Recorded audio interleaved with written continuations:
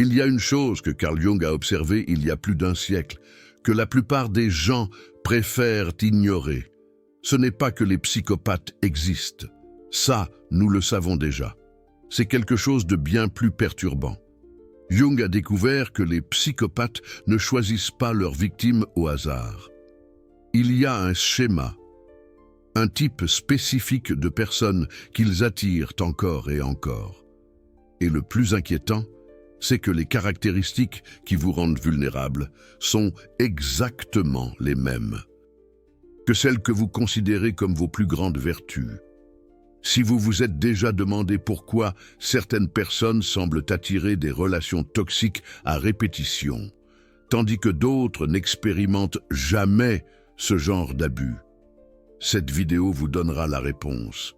Une réponse qui pourrait être inconfortable à entendre. Jung écrivait dans ses œuvres sur l'ombre. Autrefois, on parlait d'esprit malin. Maintenant, nous les appelons névroses ou complexes inconscients. Le nom n'y change. Rien. Le fait est qu'une petite cause inconsciente suffit à ruiner le destin d'un homme, à détruire une famille et à continuer d'agir à travers les générations. Une pensée partagée également par des philosophes français comme Michel Foucault, qui ont exploré le pouvoir insidieux des normes sociales inconscientes.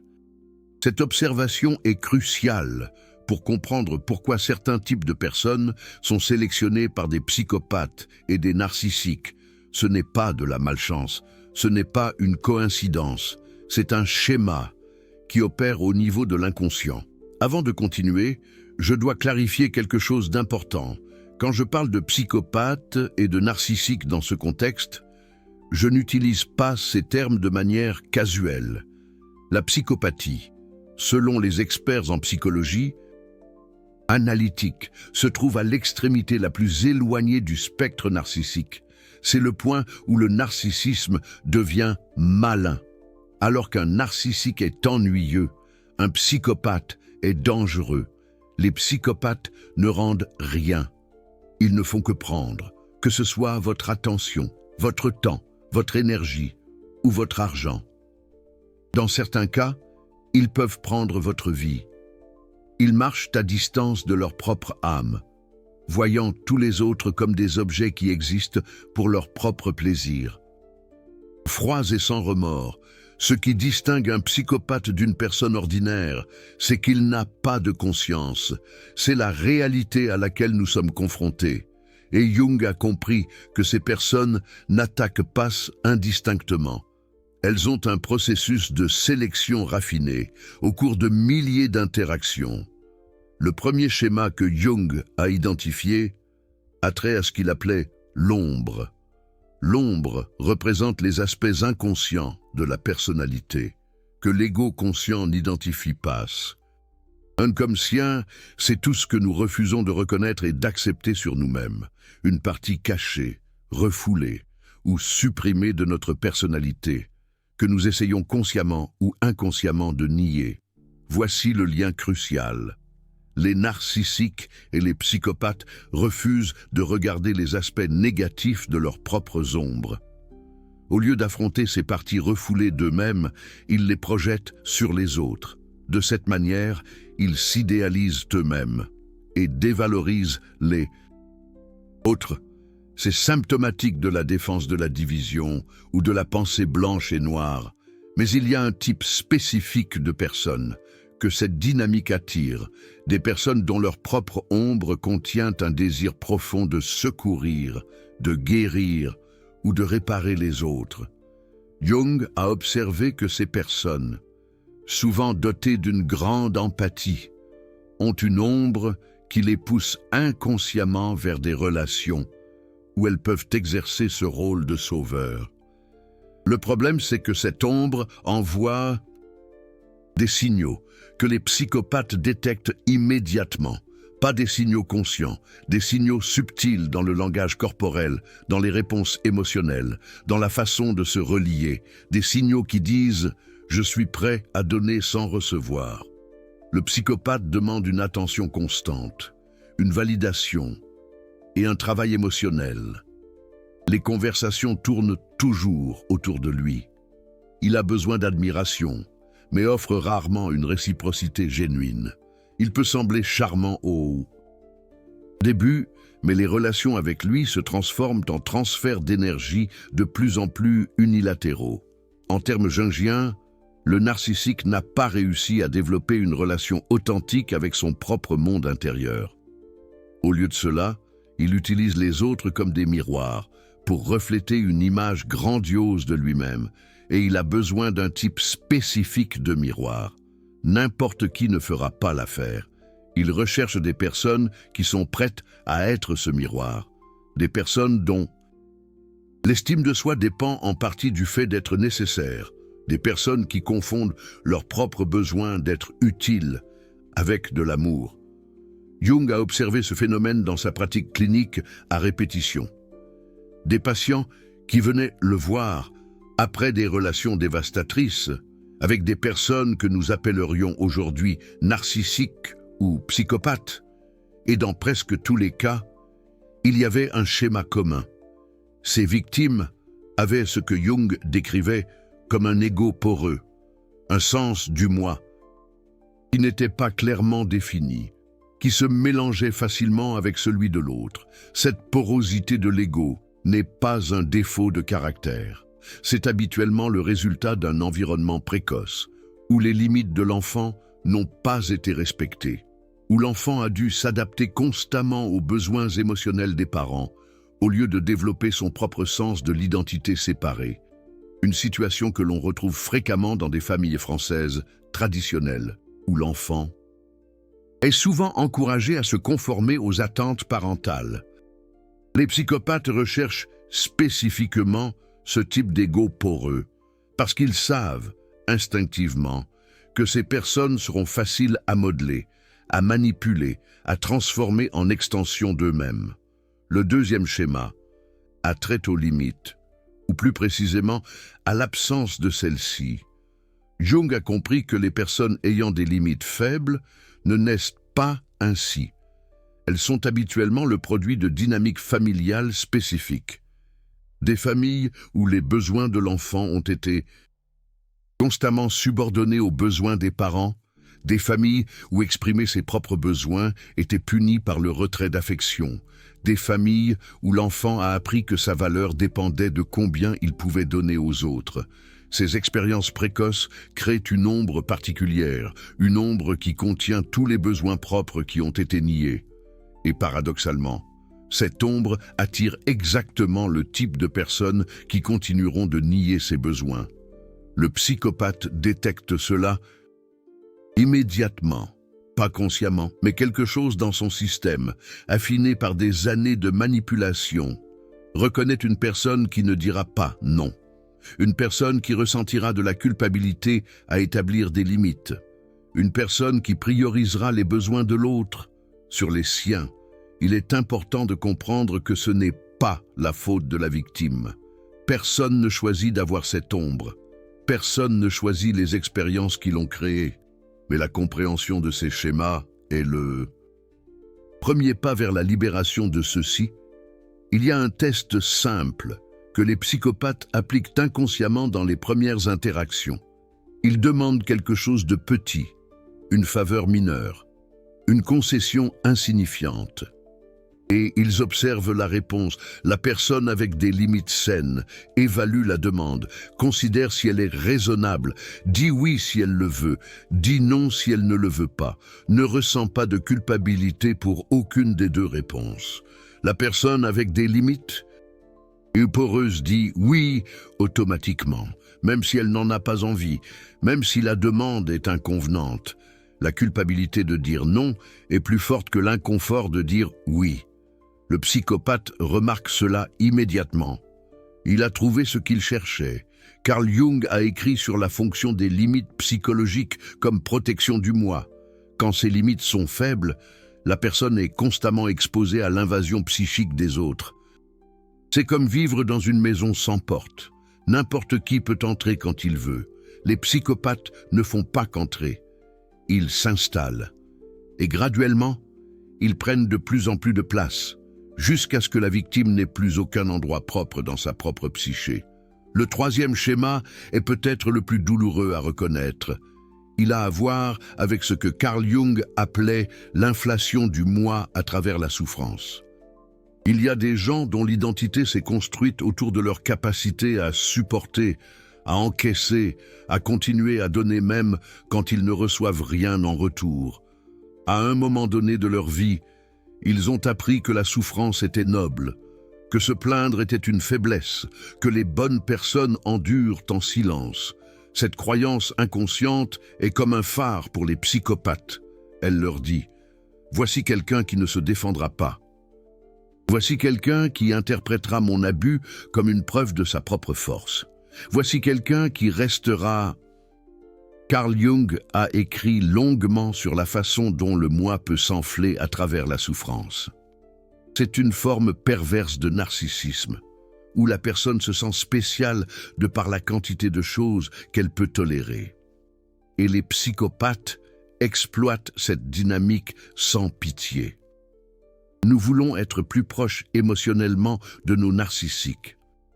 Écrivait un analyste jungien, nous commençons à fouiller dans leurs vieilles blessures et nous voulons les aider, les sauver d'une manière ou d'une autre. Pour eux, nous devenons trop envahissants parce qu'ils détestent être analysés et perçus comme vulnérables et imparfaits. C'est le cycle.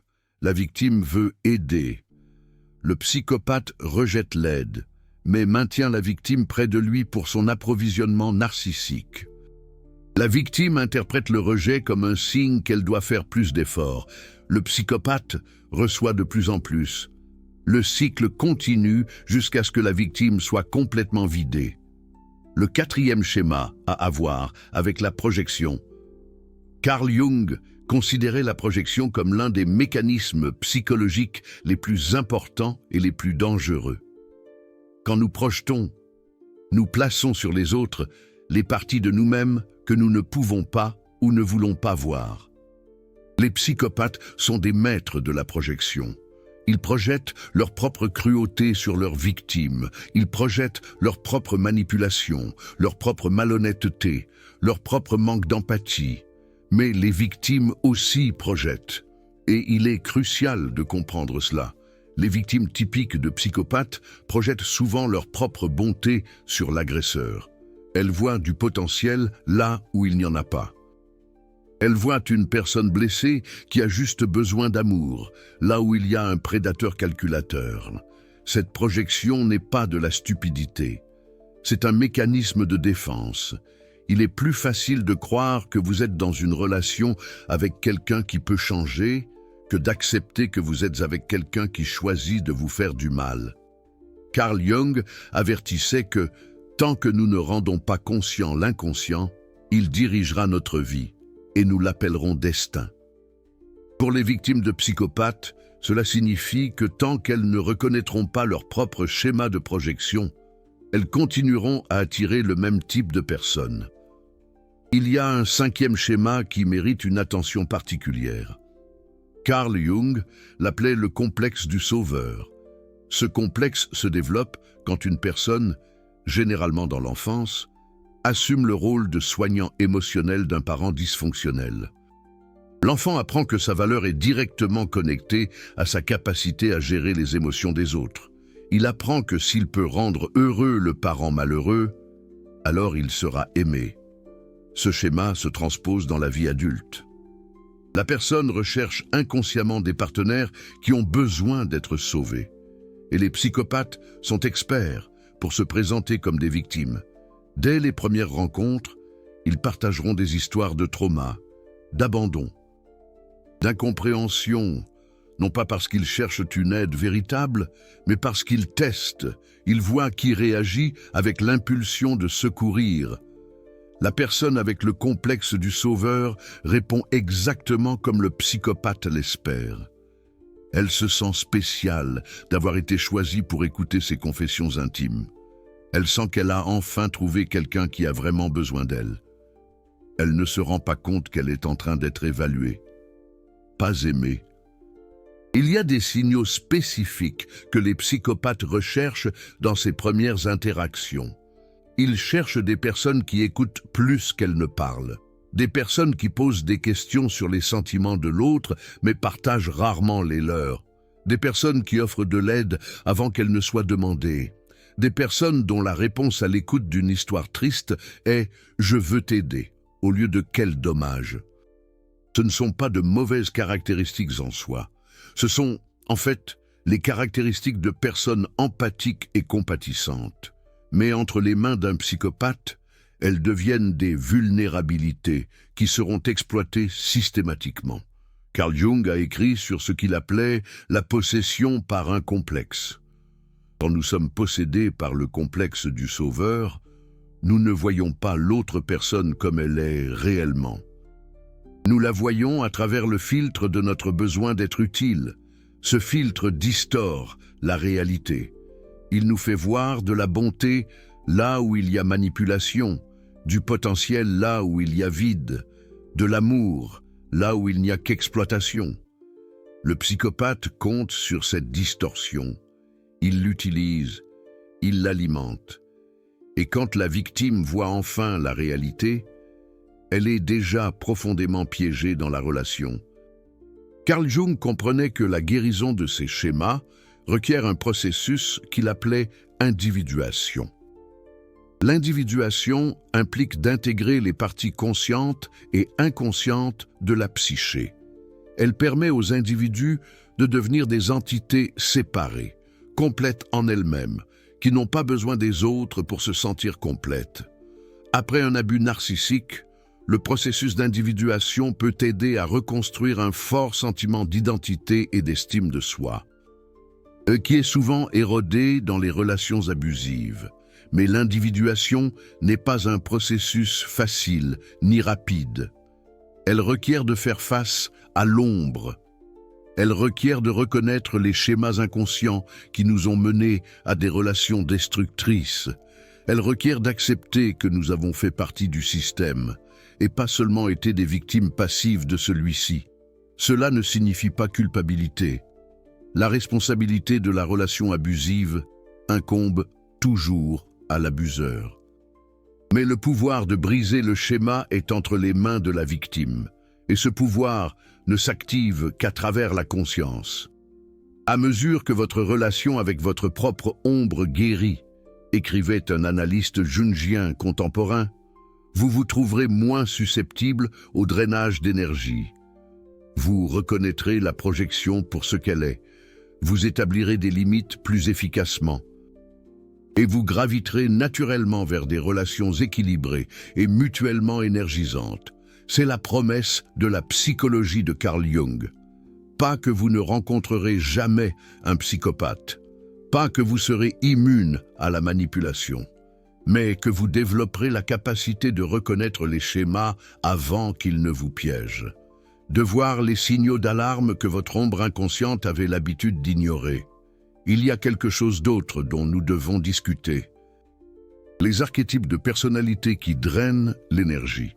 Carl Jung a identifié plusieurs archétypes qui fonctionnent comme des vampires émotionnels. La victime, le narcissique, le martyr, le manipulateur et le vampire d'énergie générale. Chacun draine les autres à travers des schémas différents, mais tous créent des échanges d'énergie fondamentalement déséquilibrés. Ce qui est intéressant, c'est que les personnes qui attirent les psychopathes ont souvent une relation compliquée avec l'un de ces archétypes. Spécifiquement, beaucoup ont internalisé l'archétype du martyr.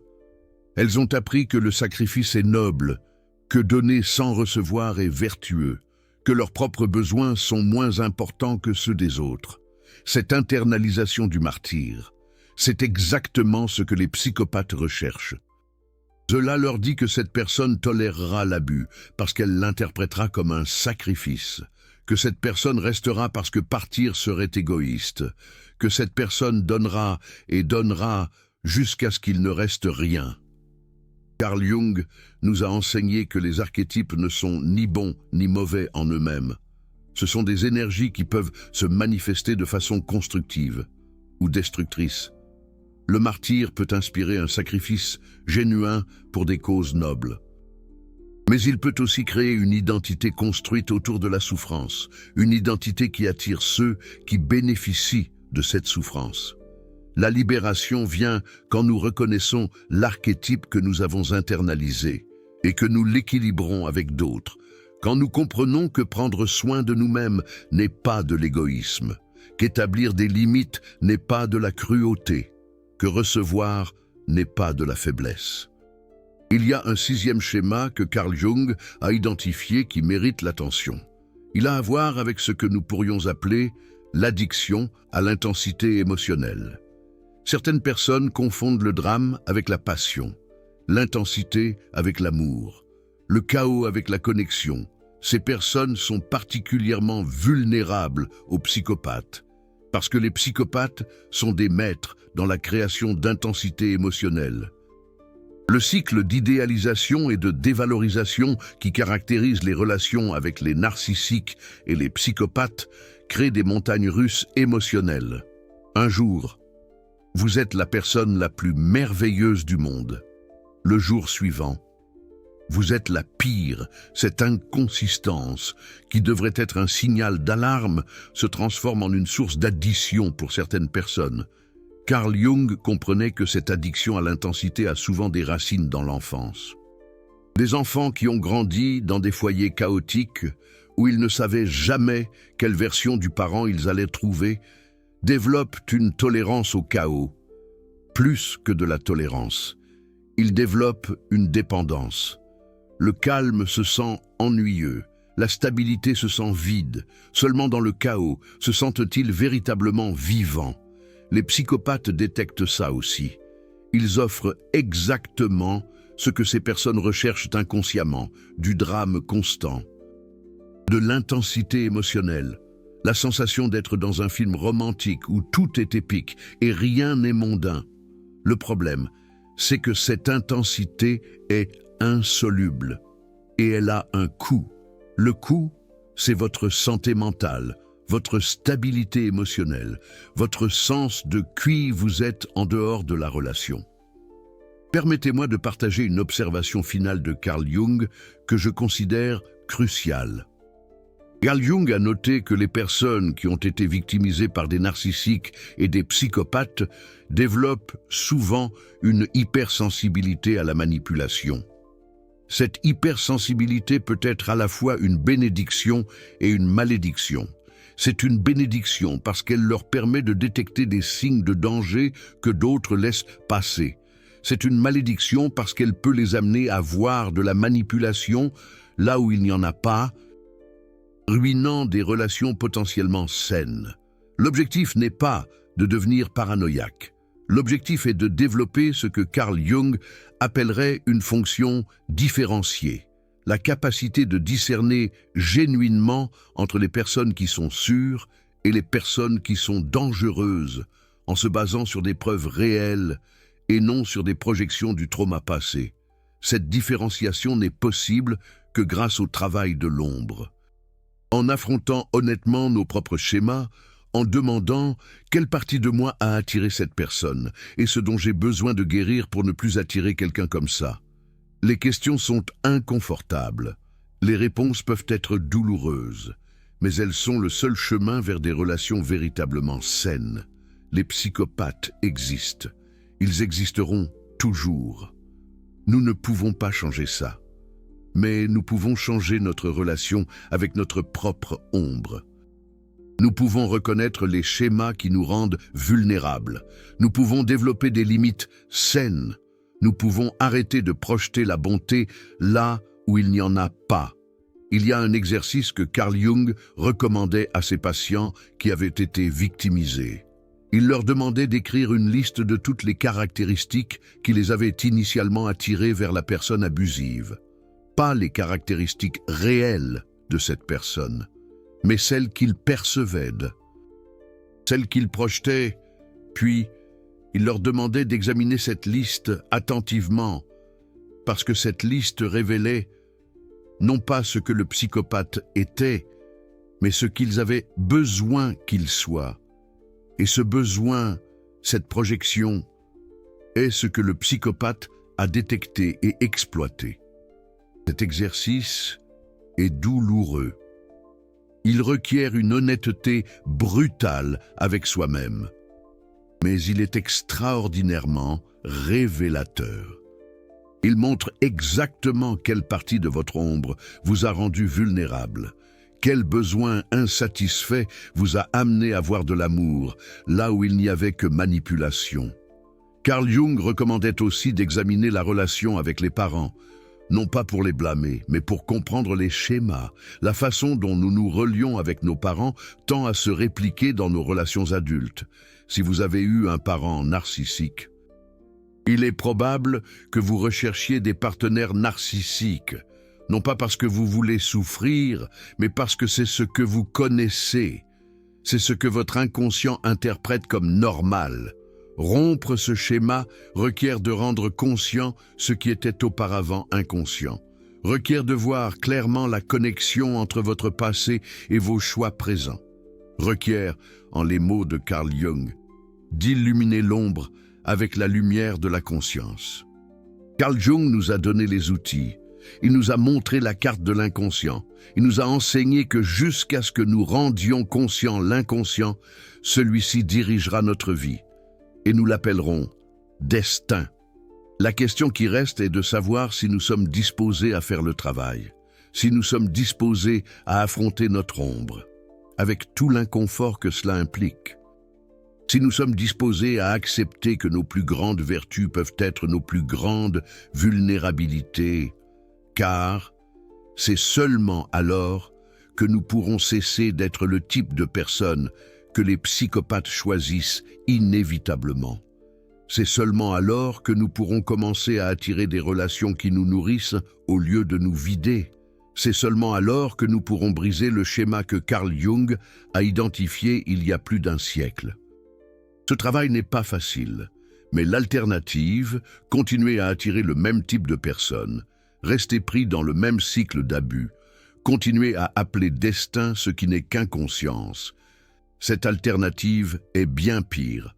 Carl Jung a écrit que les gens feront n'importe quoi, aussi absurde soit-il, pour éviter d'affronter leur propre âme. Ils ont peur que s'ils la regardent de trop près, ils y trouvent quelque chose qui ne leur plaît pas. C'est un peu comme Élodie, qui évite le miroir les jours où elle ne se sent pas au top, de peur de confirmer ses angoisses. Mais le courage de regarder, c'est le premier pas vers la liberté.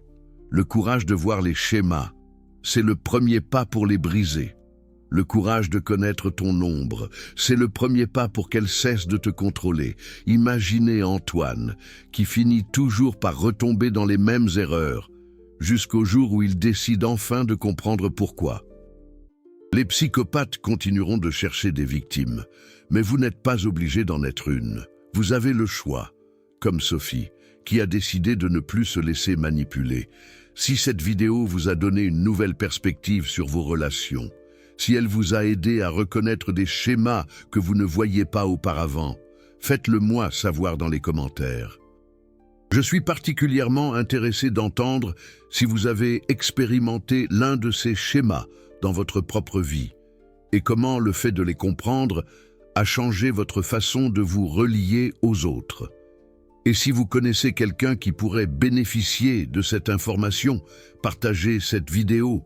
Parfois, la connaissance adéquate, au moment opportun, peut changer la trajectoire d'une vie. C'est comme offrir un parapluie à quelqu'un sous la pluie. La prochaine vidéo explorera comment Carl Jung comprenait le processus de récupération après l'abus narcissique, le chemin du retour à soi-même après avoir été vidé par un prédateur émotionnel. C'est un thème important, qui mérite son propre espace, un peu comme une blessure qui nécessite des soins particuliers. Jusqu'alors, souvenez-vous des mots de Carl Jung. La rencontre avec soi-même est au début la rencontre avec sa propre ombre. Ce n'est pas une rencontre plaisante, mais elle est nécessaire. Et de l'autre côté de cette rencontre se trouve la liberté. La liberté